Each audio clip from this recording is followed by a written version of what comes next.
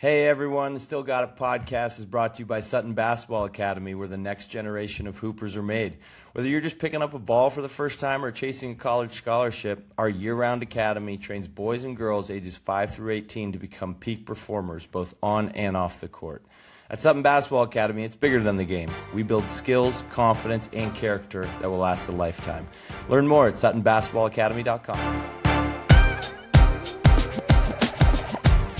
Hey everyone, welcome to the Still Got It podcast, where we sit down with former college hoopers to relive their journey, from playground dreams to big-time college moments and beyond.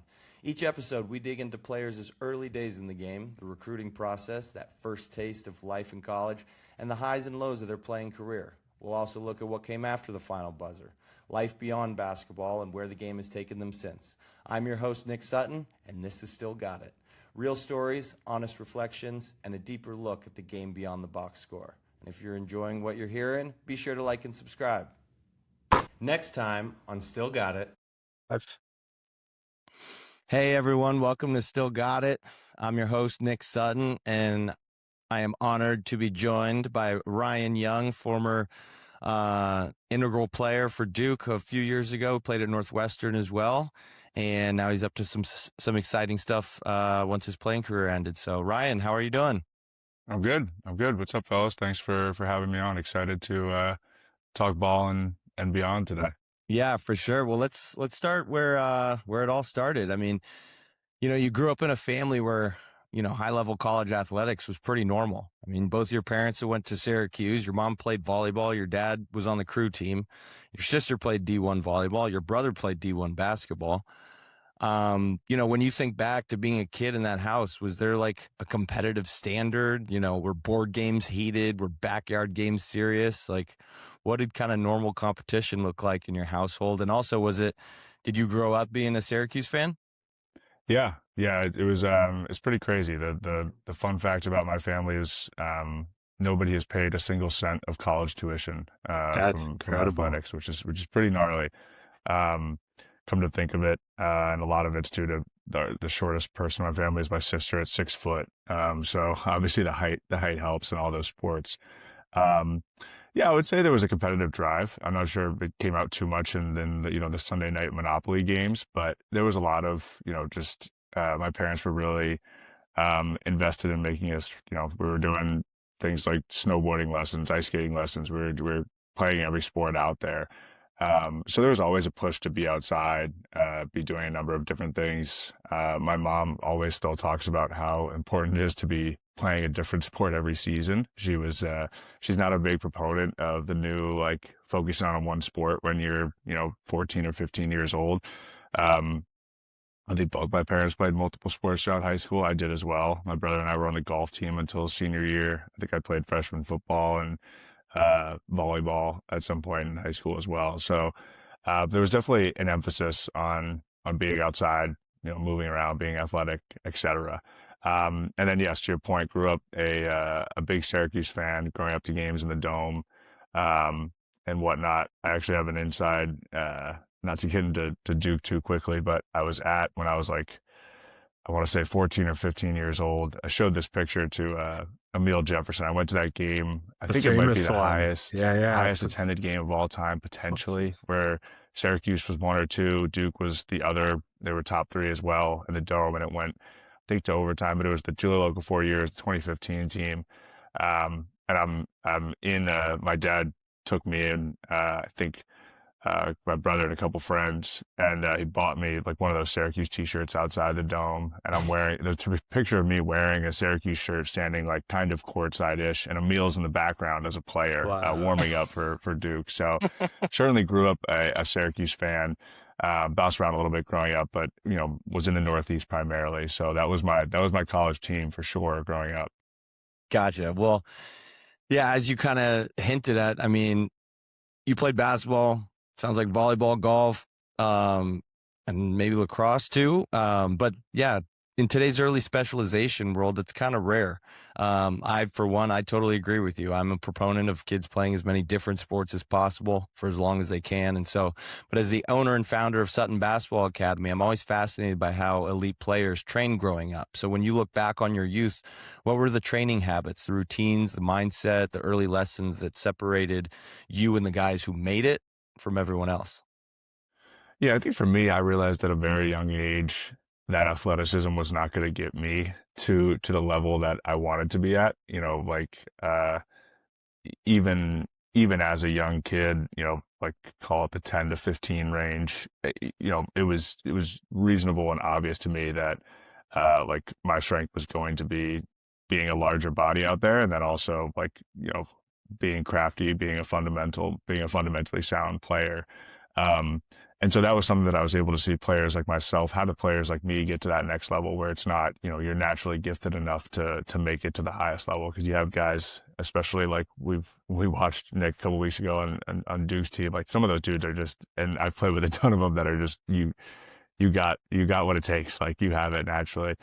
And I wasn't one of them. And a lot of guys aren't. So, for me, it was understanding like what can you do? What are the intangibles that you can do to help your team win and making those winning plays? And does it come down to stuff, you know, diving after loose balls, making sure you're in the right position of every play, not making those silly little mistakes, going after every rebound, being a good locker room guy, like all these intangible things that add up.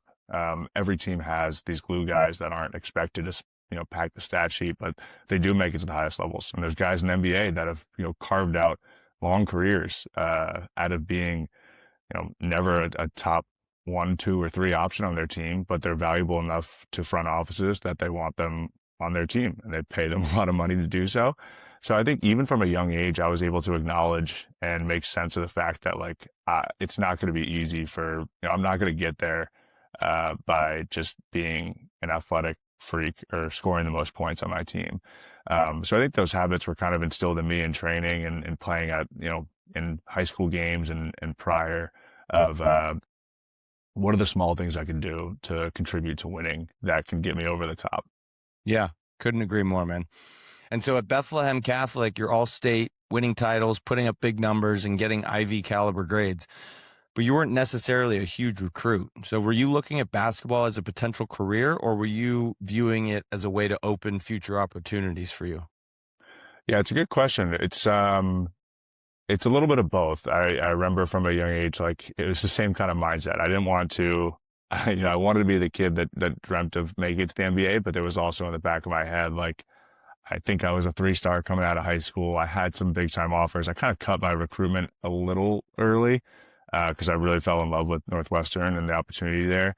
But, in the back of my head, it was always, and my parents were like, I think they were smart about how to talk to me about it as well without trying to crush somebody's dreams by also telling a 16-year-old, hey, you could utilize, what you've been, the opportunity you've put yourself in to go to a very good school that maybe otherwise you'd have trouble getting into. I was a pretty good high school student, but not to the level of, I was in that range of like Ivy League, Patriot League schools, and then the Northwesterns, Stanfords of the world was recruiting me as well. So, I didn't apply to any of them without basketball behind me. So I don't know if I would have gotten in, but I wouldn't have gotten into all of them for sure. So my parents also catered that and did a really good job of kind of trying to approach that conversation of, hey, basketball is you can chase it for as long as you want. You can reach for the highest levels, but it's just statistically, it's a very low amount of people that are successful going that route. And if you go to a place like Northwestern, you create a nice, you just create a nice opportunity for yourself to go a number of different ways when graduation comes and whenever it is time to put the ball down. Yeah. And so going to Northwestern, you ended up getting offers from a lot of different places, several Ivies, like you said, Stanford, Michigan, Maryland, and Northwestern. So what was it about Chris Collins and the Northwestern program that made you pick the Wildcats? Yeah, I think, what it came down to is what we just talked about. It was twofold for me, and I was almost viewing it 50-50.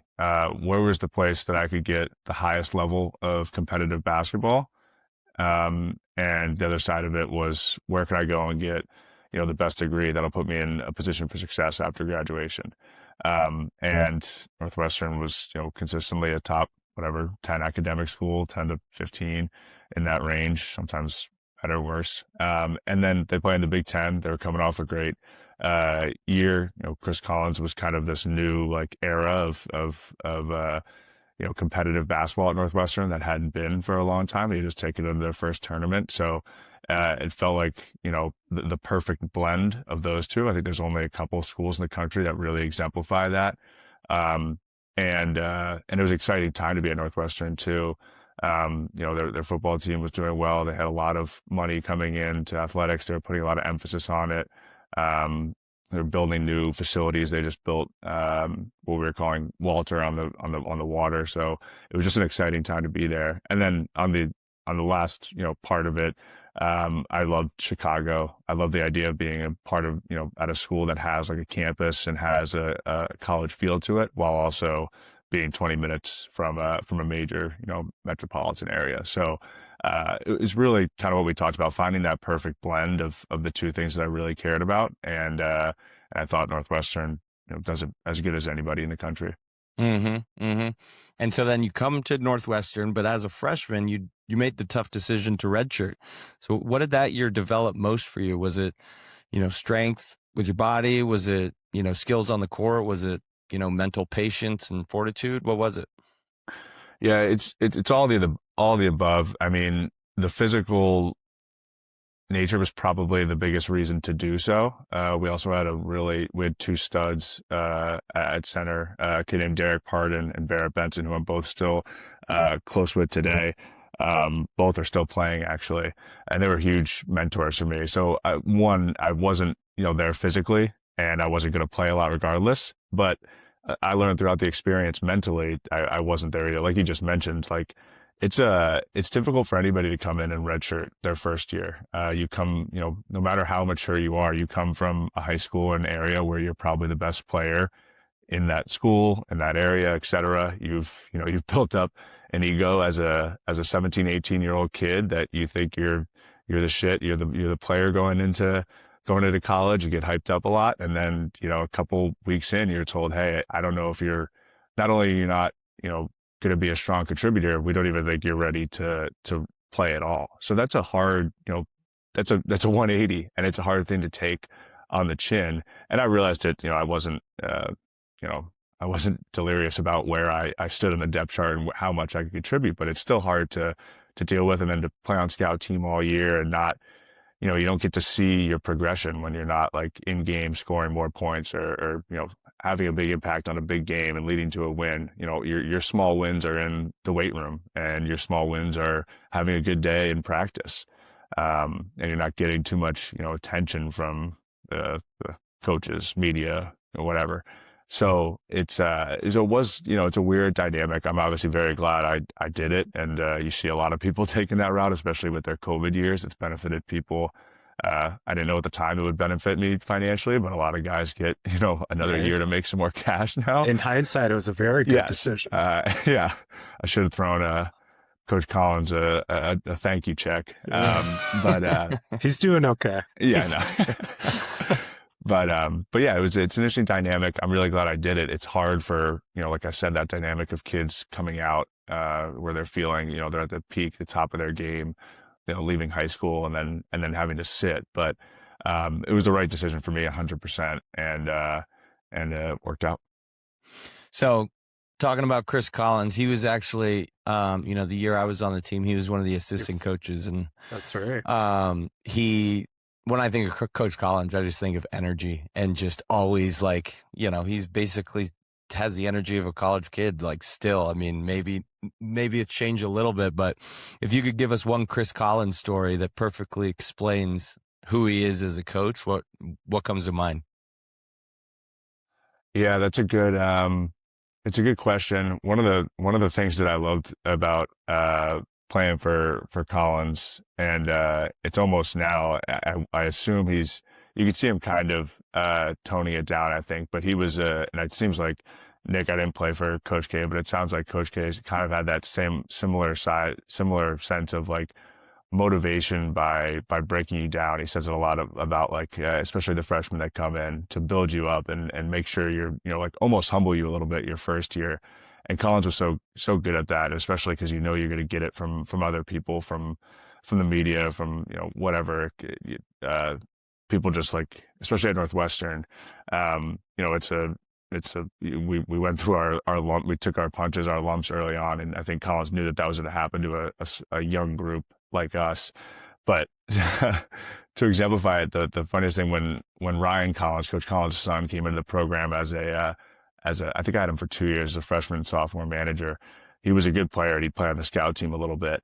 And there would be a really funny dynamic of back and forth when he would have a good day on scout team, or even if he was having a bad day, Chris would be giving him shit if he missed a shot. If he had a turnover, he'd be screaming at him. And, you know, usually you don't have the head coach yelling at a manager, but he'd be giving Ryan shit for turning the ball over, for taking a bad shot.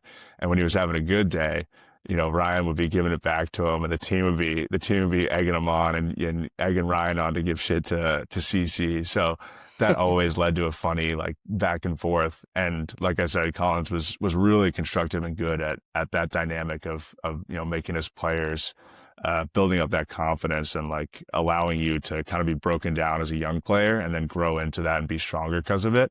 And it was funny to see that like exemplified and come through with Ryan on the scout team, where they would go back and forth when Ryan would hit a big shot from like the corner, and the team would be clapping and egging him on, and he would look, give his dad a look from running back on defense. So that's one thing I remember very clearly. It was fun to see that. That's awesome. That's really cool.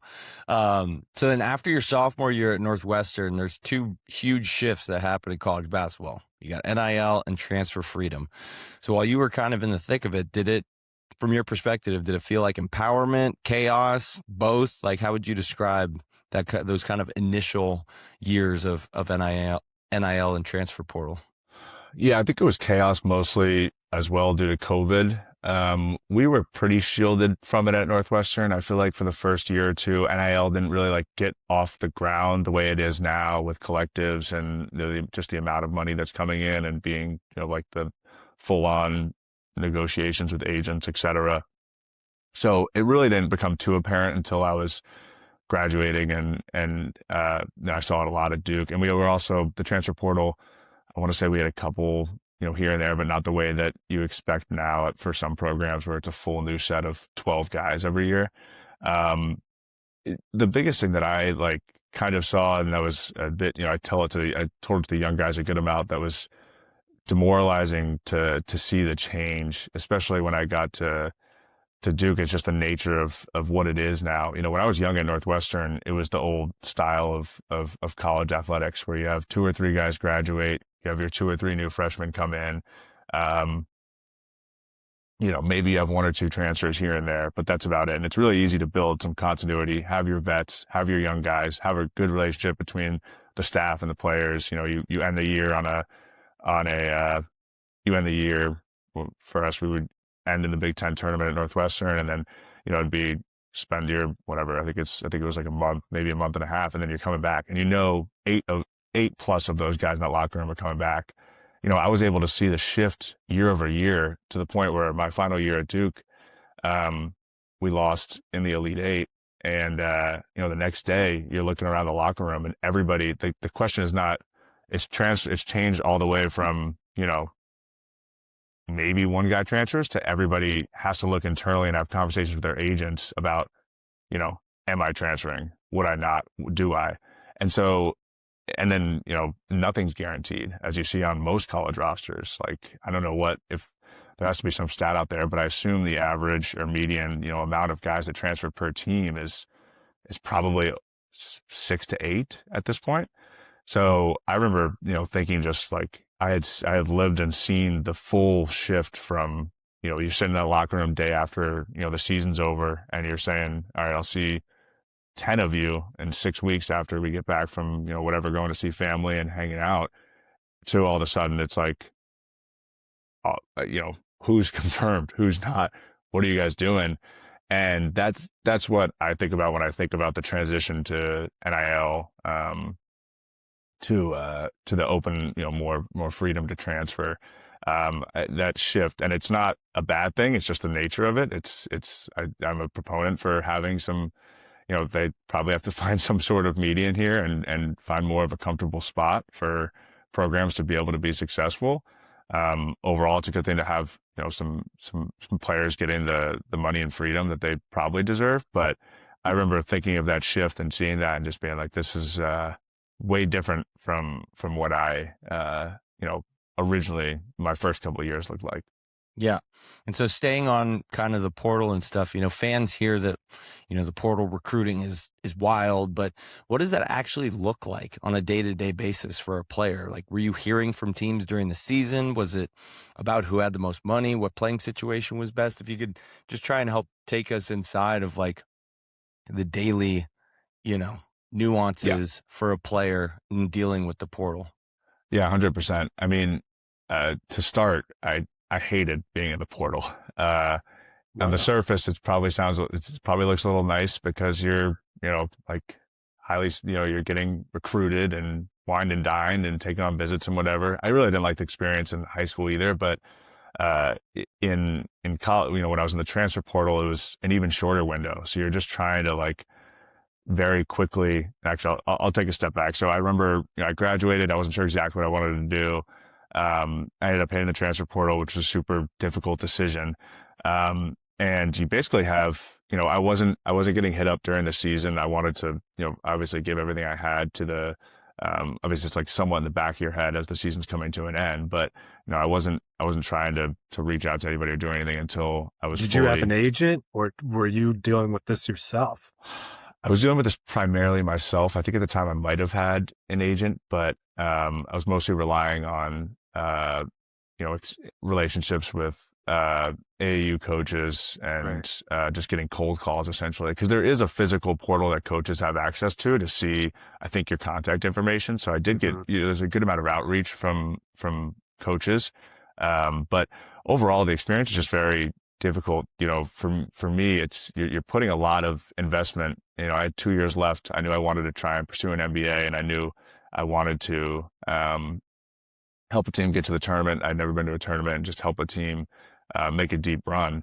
And it's really difficult to try and have 20 to 30-minute conversations with somebody you've never met, and then try and like progress from there. These windows are closing. Like as I remember being really interested in Jim Larinaga and Miami. And I had a phone call with one of the assistants. I was supposed to have a phone call with Larinaga, and like 8 hours after I had a phone call with an assistant that was basically like, yeah, we're really interested in you, et cetera. Kid named Norchad Ormir from, I can't remember where he transferred from. He was a damn good player, committed. And the assistant coach texted me and said, sorry, we were kind of recruiting both, and he took the spot, which is just the nature of the business. And, that's like, that kind of thing happens, and it's from both sides. Obviously, like you have schools that are recruiting both, and I'm looking at a number of schools. So it's just the nature of the portal. But it was unsettling for me. It's a lot of quick, fast-paced decisions. And you're trying to make like in your eyes, I mean, it's only whatever, a year or two, but it feels like the way of the world. It feels like a life-altering decision, what you're making, and you're trying to put a lot of trust in, you're just putting a lot of trust into people that you don't really know that well, and you're trying to make decisions on very little information in a short time period. So it was very anxiety-inducing for me to be in that portal, even though it is on the surface, it's nice, you're being recruited, you're highly sought after, et cetera. So I feel, I don't want to complain about it too much. It's not the worst thing in the world, but it's a big decision that you got to make without a lot of information in a very fast time period, with a lot of windows opening and closing quickly. So obviously it worked out for me. I found a great spot in Duke, but it was a nervous, couple months, I think. Yeah, too. It kind of sounds like that. It's like speed dating, but instead of going on, let's go on a few more dates, you're speed dating, and then you're dating for a year or maybe longer. And you, like you said, you have this very small window to make a commitment that's going to last for a significant amount of time, which again, I totally understand the anxiety and the stress that it can, put on you. But so now as we go to, going to the next step, what were the primary factors that made you choose Duke over any other school that you were also looking at? Yeah. Again, it was probably twofold for some similar reasons. So, as much as I love my experience at Northwestern, I really enjoyed the coaching staff, playing for Coach Collins, a lot of the other assistants. I love the area. I love the school. I built some great relationships with teammates I was there for the whole time with. But we did struggle in the wins and losses column, and that, it took a toll. That's what I was primarily evaluating when it was time to graduate, and all my friends had moved on. I thought about, is it time for a change, try and pursue that. And, so that was one of the deciding factors. There was two main driving, pillars when I was thinking about the next step. It was, how can I get to a program where I can help, a team make a deep run in March Madness and then win more games. And so that was the first, part there. And the second was, again, like we talked about earlier, similar to when I was coming out of high school. I had 2 years left. I wanted to try and make a push at getting my MBA. I thought that was something that was manageable at a couple different schools. Some business schools offer it, others don't. Duke was one of them. Can't remember who else I was looking at. Like I said, Miami, Notre Dame, Georgetown. I took a visit on. A couple of those schools were going to let me try and pursue my MBA over 2 years. So I want to say that's probably weighted 70-30, 70% trying to get to a program where I could help them win, and then 30% trying to utilize those extra 2 years to pursue an MBA and get it paid for. So those were the deciding factors in those two. And took a couple of visits. I kind of knew that Duke was, again, probably exemplifying those two. There's maybe not a better program to go and try and help win games on. And I knew that was going to be an opportunity to pursue my MBA here. The thing that was kind of holding me back with Duke was trying to understand if I could really see real minutes on the floor. I didn't have any issue with being a good locker room guy and being a good vet, but I did want to, play more than the last couple minutes of a blowout.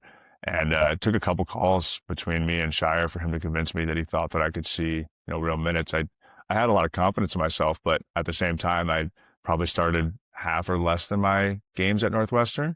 I had fairly good stats, but I wasn't, and even in the portal, I don't know where I was ranked. I wasn't a super highly sought after guy. So, that was something to think about. Was like, I do want to go somewhere where I could see the floor. But Scheyer had a lot of confidence in me to be able to do so. So. Yeah, and I would imagine. Was there ever any reach out from Scheyer to Collins, or like? That's what I was about to say. Yeah, I believe there was. I mean, I wasn't a part of it, but I'm fairly certain that they would have chatted beforehand. And I had some conversations with Coach Collins as well about it.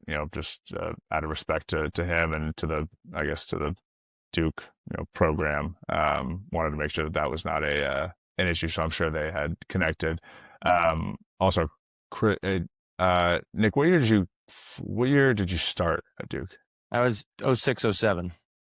Okay. So you might have overlapped with, he would have been a manager, I think a little later was Scheyer. I think he was a year younger than Scheyer. Chris Lawton is now at. Oh yeah. He's one of my best friends. Yeah. So he's at, I was close to him. He's the Dobo at Northwestern. Yep. So I know him and Scheyer spoke as well. And I know that was, I think, Long might have been one of the first ones that, while I was in the portal, texted me, "Hey, you might get a call from somebody at Duke today," or Scheyer. So we have a lot of connections at Northwestern between Duke as well. So, yeah. And so you come in and, as we've hinted, Jon comes in, it's his first time, being a head coach. It's a new coach at Duke for the first time in 42 years.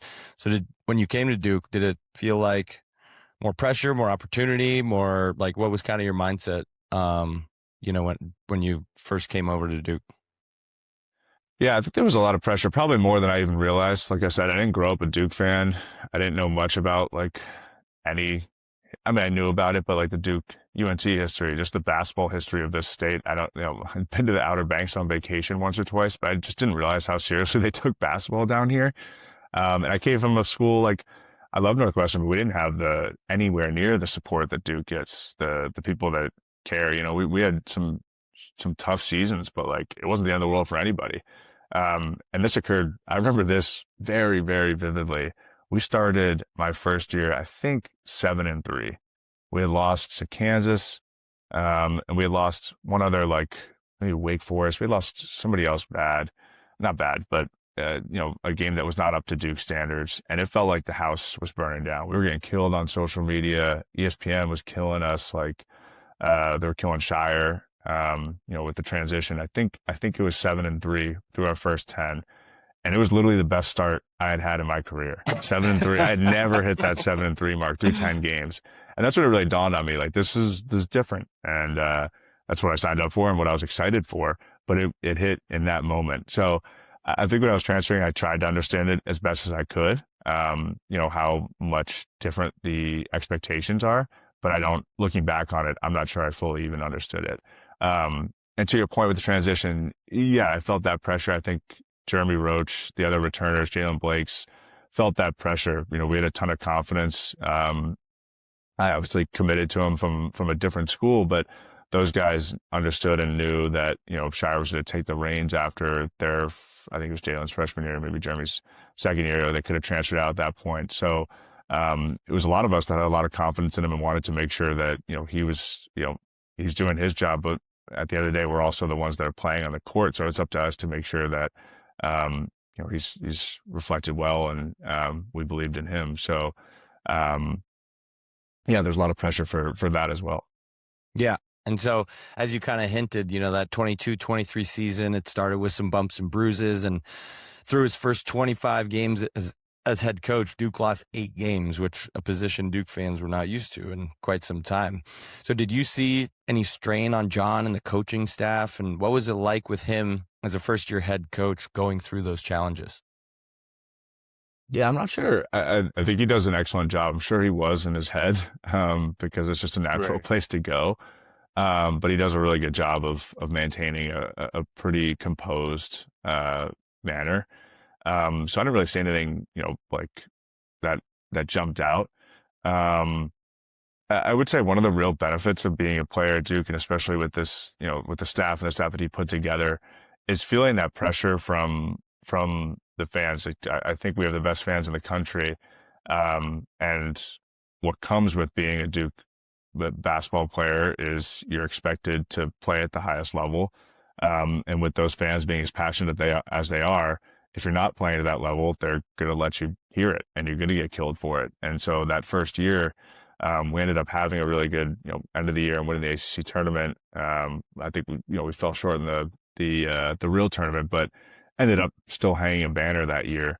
But yeah, through the first part, it's fans and the media will make sure you're aware that you're underperforming. And one of the benefits of being at Duke is that almost everyone on the staff has been in your seat. So that was one of the things that I learned from Scheyer very quickly, and one of the things that I relied on as a player that was going through those I call them dark times, I guess, through those first couple lumps we took in the beginning of the year. We were trying to figure out our identity and who we were going to be.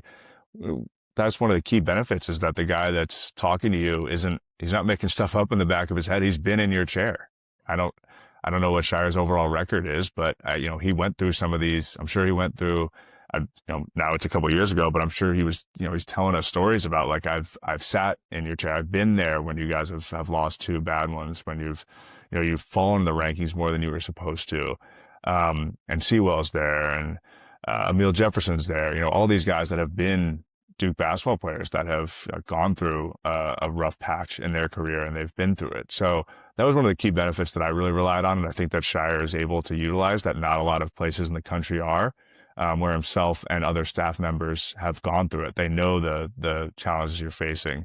I think Scheyer probably benefited from not having Twitter and Instagram and TikTok, and not having to delete those every couple of weeks and turn off your notifications and mentions. But I'm sure there were different, He got a lot of attention back in the day. Yeah, I'm sure there were different difficulties walking through supermarkets crazy. and walking on campus. It's weird too. I mean, Nikki and I were the same year as him, and like the other teams, like they they picked out Jon as like the guy they hated the most often. And in my head, I'm like, you guys are like picking on the nicest guy on the team. Like, yeah, I mean, it was different. There was a lot more like people get people's phone numbers and stuff. Like, Yeah. But yeah, like Yeah. freshman year, the year I was on the team was still to this day like one of the worst seasons in recent memory when we were like a 6 seed and we lost. yeah, We had one made the tournament. upperclassman in DeMarcus Nelson. We lost on a buzzer beater to VCU, Yep. to Eric Maynor when he hit that shot up in Buffalo. So yeah, there were definitely some dark days that That he's team been went through. 22-11, and it's considered one of the dark moments in the Yeah, last it is. 30 years. Yeah. Yep. But so that team, going back to your first year at Duke, it seemed like it had a lot of emotional and mental strength. And like you hinted at, ended up winning your final 6 games of the regular season, including a nail biter at UNC. So who would you say were the emotional leaders on the team and kind of who kept the team together? Yeah, it's a good question because we were such a young team. We had, I want to say, 7 freshmen maybe. I was a transfer, Jake Grandison, and then a couple other, Kel Catchings and Max Johns, I think, were the only transfers that year. So it was an interesting dynamic. I came in, and one of the things that, Coach Scheyer and I talked about through my recruitment were, the ability to play and help the team win, but also be a vet amongst, these young guys and help try and mold the team in the right direction. Like I mentioned, I redshirted my freshman year. I was a guy that I learned immediately how impactful your vets can be. I was when I was going through my freshman redshirt, like I said, I had 2 incredible bigs in front of me, both players, but also just dudes in the locker room and guys off the court that helped me be the person I am today. Learn how to be a good basketball player, but learn how to be a successful student athlete, how to be, the right kind of person on campus and in classrooms. And, I thought it would be incredibly exciting for me to go to a program where I could do that and be that for somebody else and kind of pay that forward the way that those 2 vets did for me. So I would like to consider myself one of those leaders in the locker room. Jeremy Roach also was. Jalen Blakes was he was a sophomore, but he was a returner at that point that played a big impact. At Duke, Nick, it was probably a little different as you guys had, like actual seniors on your teams, but once you're a sophomore at Duke, you're a vet.